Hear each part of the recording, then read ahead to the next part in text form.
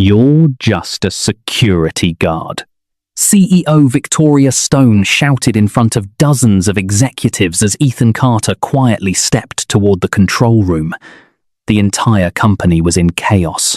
A sophisticated cyberattack had just crippled NexaCore's network, threatening to destroy a $500 million AI deal in less than 10 minutes. The IT department was helpless. Investors were already walking out. Screens across the building flashed with ransom demands. Yet when Ethan calmly offered to help, the room erupted in laughter. A security guard fixing a cyberattack? It sounded ridiculous. But what nobody knew was that the man standing in that simple uniform had once been one of the most feared cybersecurity experts in the world. And 10 seconds later, when his fingers touched the keyboard, the impossible happened. The hacked system came back online. The attackers lost control. The executives froze in disbelief. And the CEO who had just humiliated him was about to discover the biggest mistake of her career. The laughter didn't stop immediately. Even after Ethan offered to help, several executives exchanged amused looks. To them, the idea was absurd. The company's most advanced systems were under attack. The IT department was in full panic mode, and a security guard somehow believed he could solve the problem. Victoria Stone folded her arms and stared at him with visible irritation. "We don't have time for this," she said sharply. "Get back to your post." Ethan didn't argue. He simply nodded and stepped back. He had spent years learning that people rarely listened until they were forced to. Around him, the situation continued to deteriorate. Engineers rushed between workstations.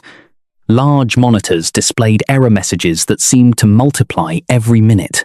Kevin Rhodes barked orders at his team, but nobody appeared to have answers. Investors waiting for the major announcement began whispering among themselves. Several were already checking their phones, clearly considering whether to leave. Less than an hour earlier, the day had looked completely different. Ethan had arrived at NexaCore before sunrise, as he always did. He preferred the quiet hours before the building came alive. While most employees saw their jobs as a stepping stone to something bigger, Ethan viewed work differently. A job was simply a way to provide stability for Lily. Nothing mattered more than that. After completing his morning rounds, he stood near the entrance, greeting employees as they entered. Some acknowledged him politely. Most walked past without making eye contact. Ethan never seemed bothered by it. At 7:45 a.m., a young intern named Daniel Morgan rushed through the front doors, carrying a laptop, a backpack, and a cup of coffee. He looked exhausted. As he hurried toward the elevators, he accidentally dropped the laptop onto the marble floor. The device hit hard, and the screen immediately went black. "Oh no, no, no!" Daniel muttered in panic. He tried turning it on several times, but nothing happened. Ethan walked over.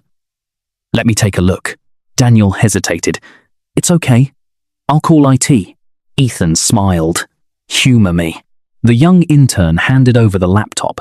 Ethan examined it for less than 30 seconds. His fingers moved across the keyboard with surprising confidence. He removed the battery, adjusted a loose connector, restarted the system, and entered a series of commands so quickly Daniel couldn't follow them. The screen suddenly lit up. Daniel's eyes widened. "How did you do that?" Ethan handed back the laptop. Sometimes the problem looks bigger than it really is. Before Daniel could ask another question, Ethan had already returned to his post. The incident might have been forgotten entirely if Kevin Rhodes hadn't witnessed it from across the lobby. Throughout the morning, Kevin couldn't stop thinking about it. Not because he was impressed, but because it annoyed him. Kevin liked being recognized as the smartest technology expert in the building. Seeing a security guard casually solve a technical problem irritated him more than he cared to admit.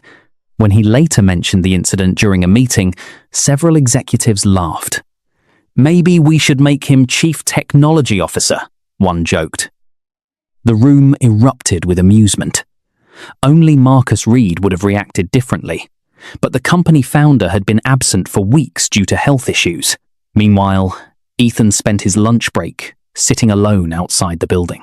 Instead of scrolling through social media or gossiping with co-workers, he was helping Lily with her math homework through a video call. "Did you remember your inhaler?" he asked. Lily rolled her eyes. "Yes, Dad." "You actually remembered?" "I remembered because you asked me 3 times already." Ethan laughed. Fair point. The conversation lasted only 10 minutes, but it completely changed his mood. Whenever life became difficult, Lily reminded him why he had made the choices he did. Years ago, Ethan Carter had everything most people dreamed of: wealth, prestige, and a career that placed him among the world's elite cybersecurity experts. Governments had sought his advice. Major corporations had competed to hire him. Technology magazines had once called him a genius.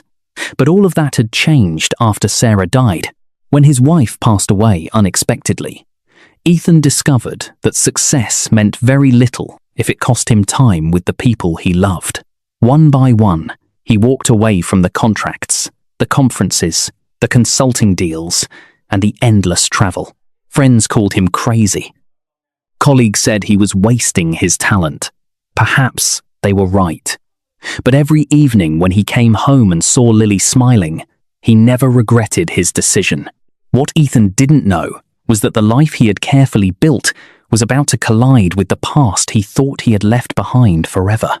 And somewhere thousands of miles away, a hacker named Viktor Petrov was preparing to force that collision in the most devastating way possible. By 9:30 a.m., NexaCore's headquarters was buzzing with anticipation.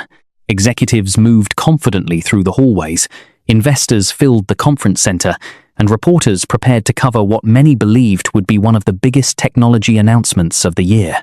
The company was only minutes away from finalizing a partnership centered around its revolutionary artificial intelligence platform, a deal valued at more than $500 million. For Victoria Stone, this was supposed to be the defining moment of her career. Standing backstage, she reviewed her presentation one final time, while Kevin Rhodes assured her that everything was running perfectly. "The servers are stable," Kevin said confidently. "Security systems are operating normally. We are ready." Victoria nodded. "Good. Nothing can go wrong today."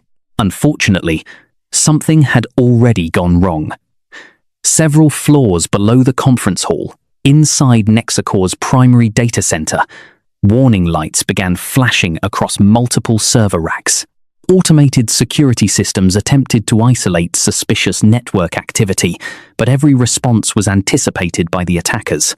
One firewall after another was bypassed. Backup authentication systems failed.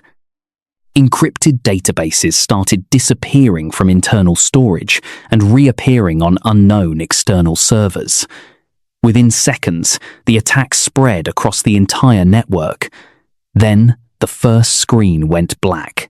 An engineer frowned. Then, a second screen. Then, a third. Within moments, dozens of monitors throughout the building displayed the same terrifying message. "Your network has been compromised.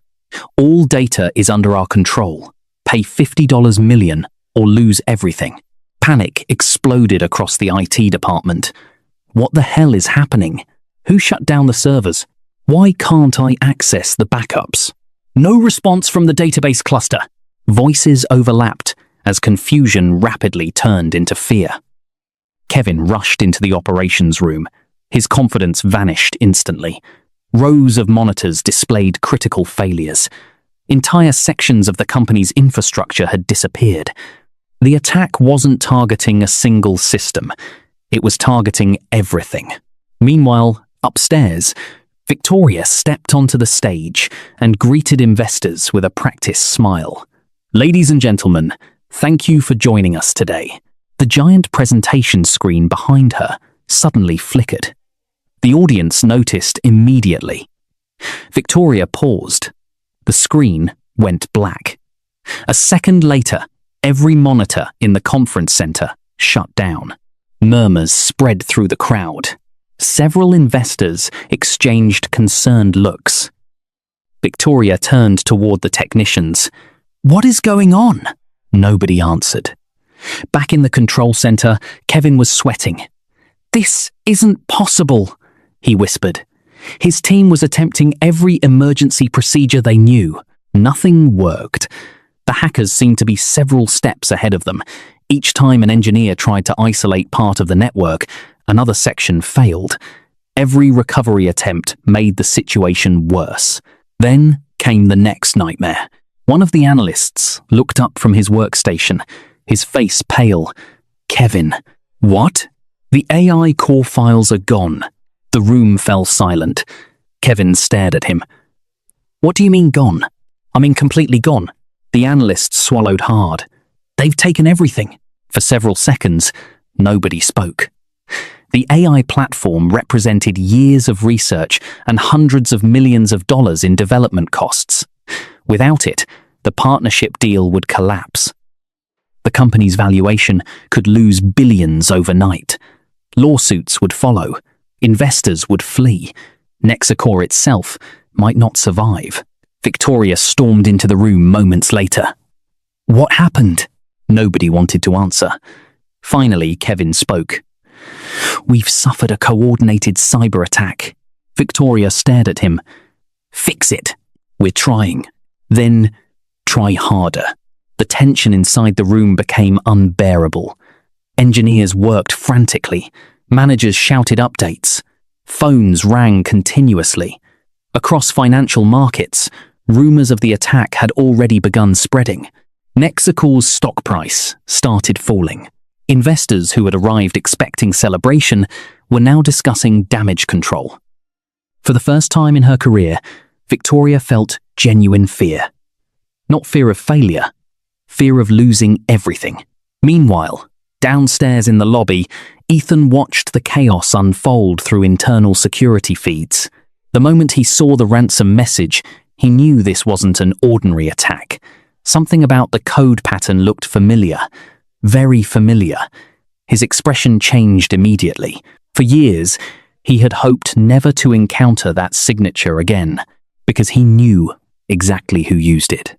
Viktor Petrov, one of the most dangerous cybercriminals on the planet.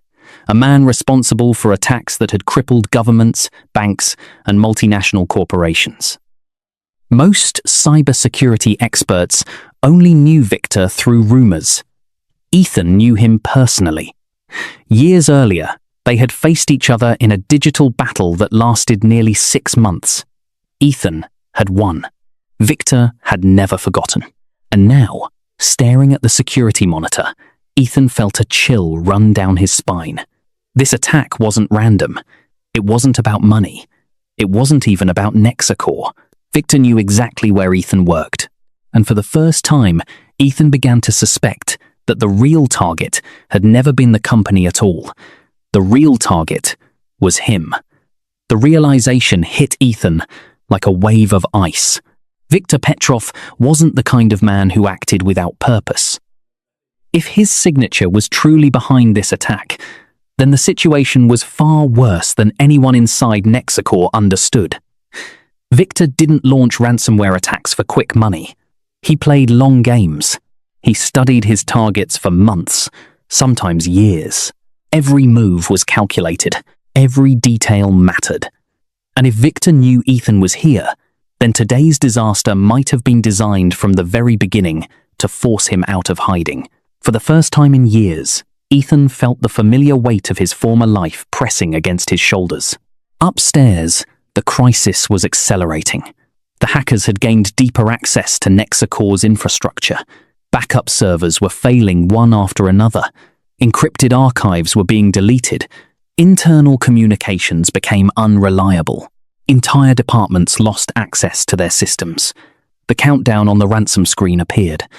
Data deletion begins in 10 minutes. The room froze. One engineer whispered what everyone else was thinking.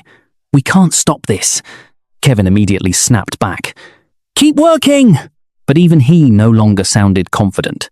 Victoria stared at the countdown timer.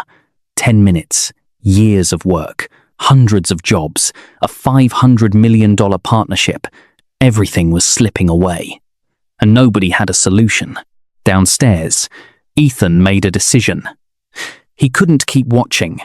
Not anymore. He entered the elevator and headed toward the executive floor.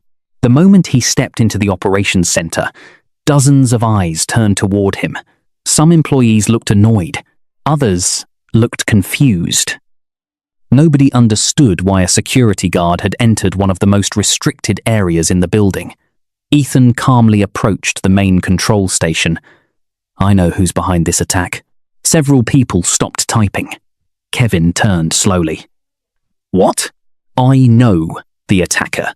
For a brief second, silence filled the room. Then Kevin laughed. Not a nervous laugh, a mocking one. "You know the attacker?" Ethan nodded. "His name is Victor Petrov." Several engineers exchanged surprised looks. They recognized the name. Even among cybersecurity professionals, Victor was a legend. Kevin's smile faded slightly. "How would you know that?" Ethan ignored the question. "Listen carefully. The attack isn't targeting the backups. It's targeting the synchronization architecture between your primary and secondary servers. Every recovery attempt is helping him spread deeper." A few engineers suddenly looked worried. One of them checked his monitor. What if he's right? Kevin immediately cut him off. "He's a security guard." The room went silent again. Victoria stepped forward. Her patience had completely disappeared. "Enough." She pointed toward the door. "Get back downstairs." Ethan didn't move. "You're running out of time." Victoria's voice grew colder. "And you're wasting it." The countdown continued. 8:42. 8:41. 8:40. Ethan took a breath. If you disconnect the wrong cluster, he'll trigger a cascading wipe. Several engineers looked uncertain. Kevin stepped closer. "Do you have any idea how ridiculous this sounds?" Ethan remained calm. "Yes." Victoria crossed her arms. "Then explain to me why a security guard thinks he knows more than my entire IT department." Ethan didn't answer immediately. He simply looked at the screens. The attack pattern was becoming obvious. Victor was tightening the trap. The deletion phase would begin soon. When it did, recovery would become nearly impossible. Victoria mistook his silence for hesitation. Her voice echoed across the room. "You're just a security guard." Everyone stopped moving. Even the engineers looked uncomfortable. But Victoria wasn't finished. "Do you honestly expect me to believe that a man checking badges in the lobby can solve a cyber attack that my experts can't?" Several executives nodded. A few even smirked. The humiliation was complete. Yet Ethan showed no anger, no embarrassment, no reaction at all. He simply stood there quietly. For a moment, Victoria almost felt unsettled by how calm he remained. Then another alarm sounded. A loud warning filled the room. More servers had gone offline. The countdown dropped below 7 minutes.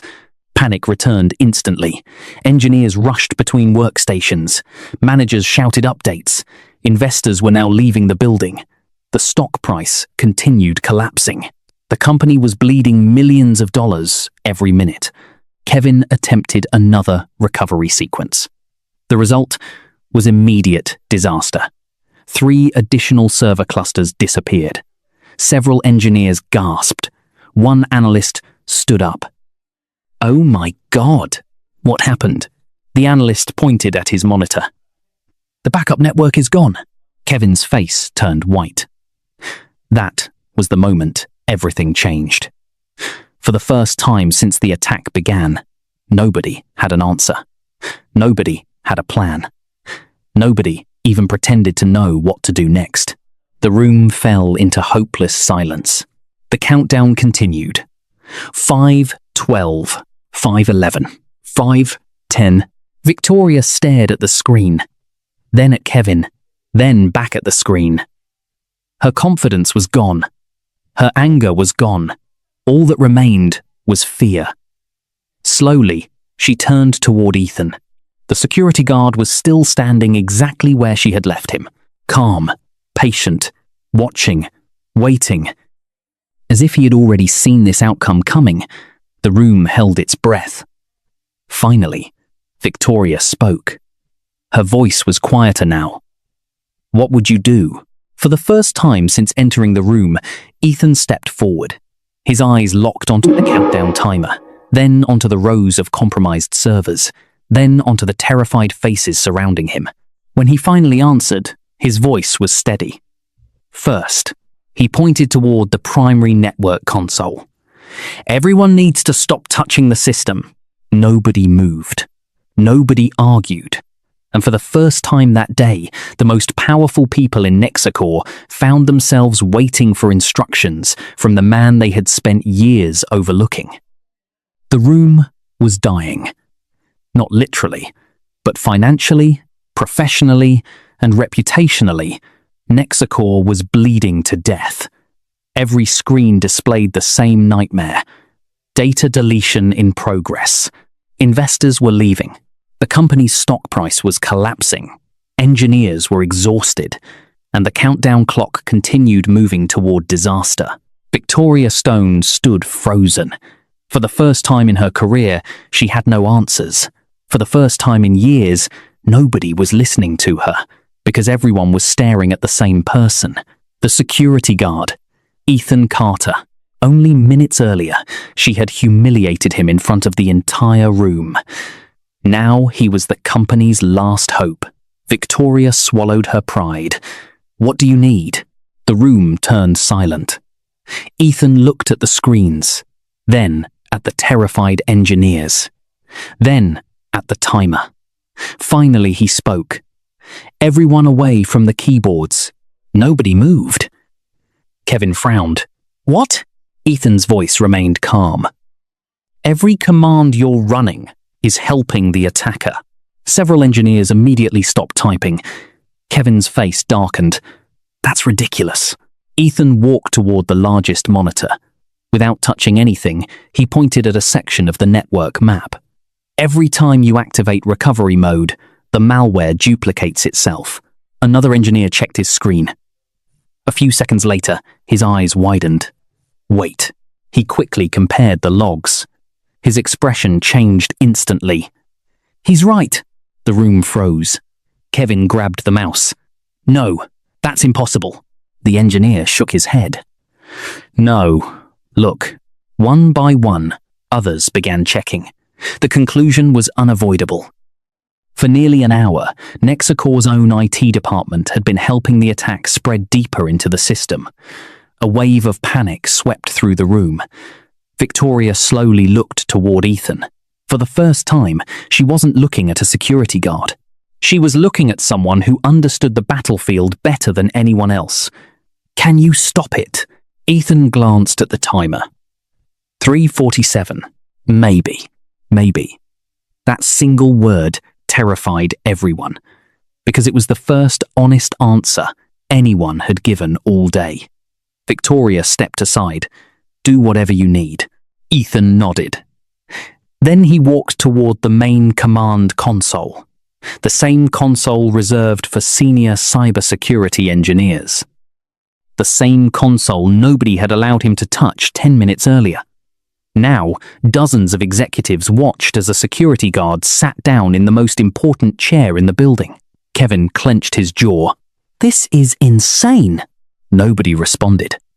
The room was beyond pride, beyond titles, beyond hierarchy. All that mattered now was survival. Ethan placed both hands on the keyboard, and suddenly something changed. His posture, his eyes, his entire presence. The quiet security guard vanished. In his place sat someone else, someone dangerous, someone completely in control. His fingers began moving, fast, faster than anyone expected. Command windows exploded across the monitors. Lines of code raced across the screens. Network diagrams appeared, disappeared, reappeared. Multiple systems opened simultaneously. Several engineers stared in disbelief. "What is he doing?" "I can't follow it." Neither can I. Kevin's face slowly turned pale.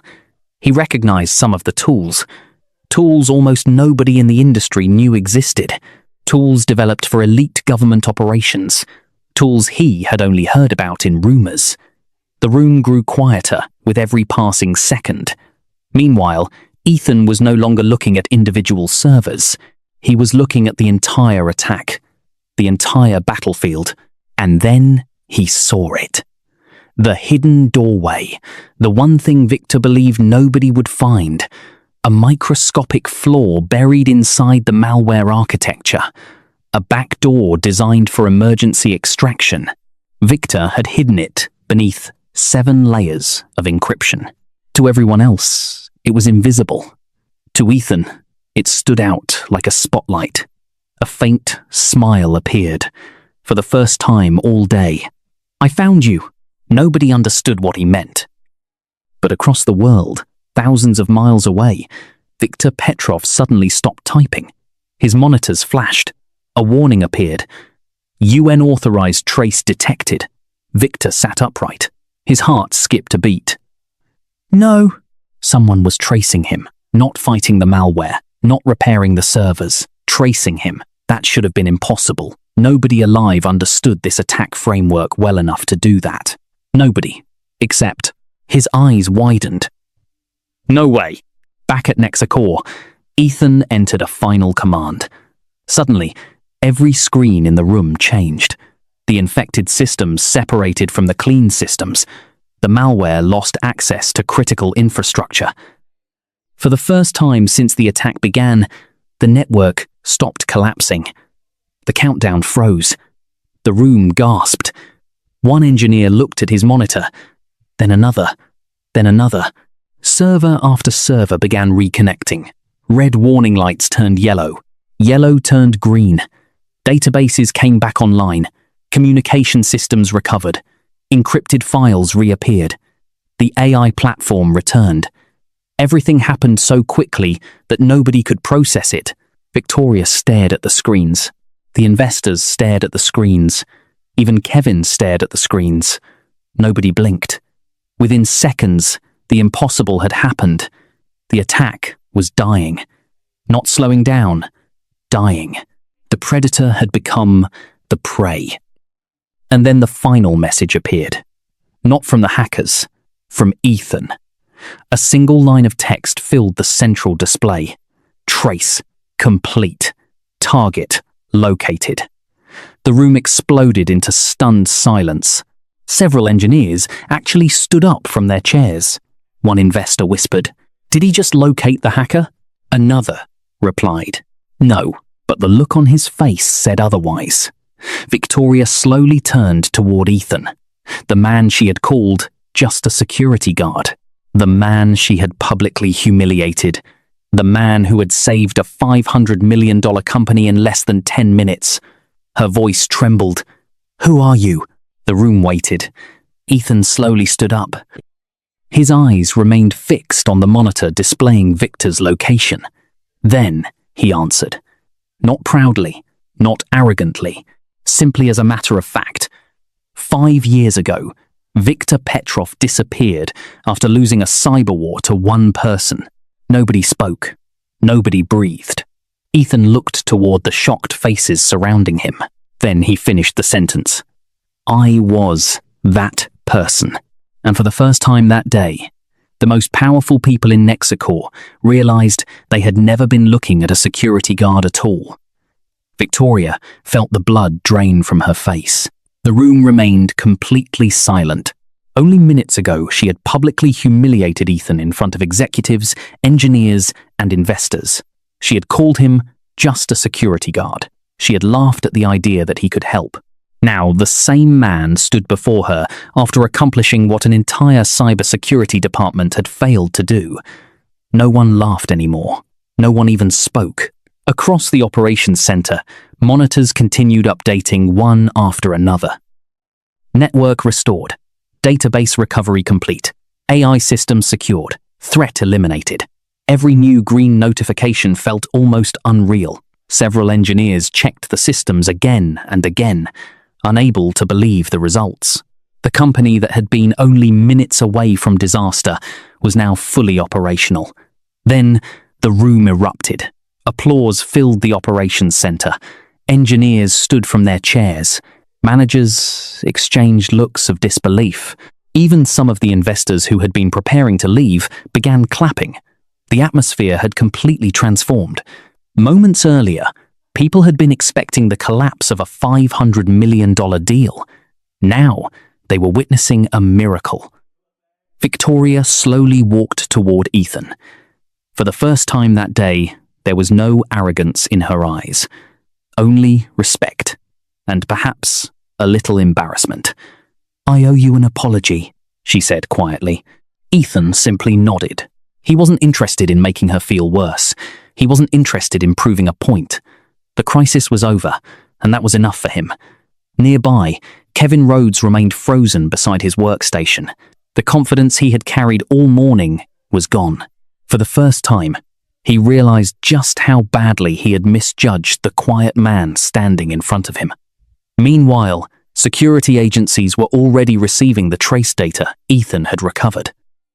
Viktor Petrov's location, hidden for years, was finally exposed. The hunter had become the hunted. Yet, none of that seemed to matter to Ethan. As the room continued celebrating, his phone suddenly vibrated in his pocket. He glanced at the screen, a message from Lily. "Dad, are you still coming to my presentation today? It starts in an hour." The tension on Ethan's face disappeared instantly. A small smile appeared. Of all the messages he had received in his life, this was the only one he cared about at that moment. He quickly typed a reply. "Of course, I'll be there." Then he slipped the phone back into his pocket. Victoria noticed the smile. "Everything okay?" she asked. Ethan nodded. "My daughter has a presentation at school." For a moment, nobody knew what to say. Here was a man who had just saved a company worth billions of dollars, exposed one of the world's most dangerous cybercriminals, and become the center of attention for an entire skyscraper. Yet the only thing on his mind was making it to his daughter's school event on time. As Ethan walked toward the exit, employees instinctively moved aside to let him pass. Not because he was a security guard, not because he was a cybersecurity genius, but because he had earned something far more valuable than either title: their respect.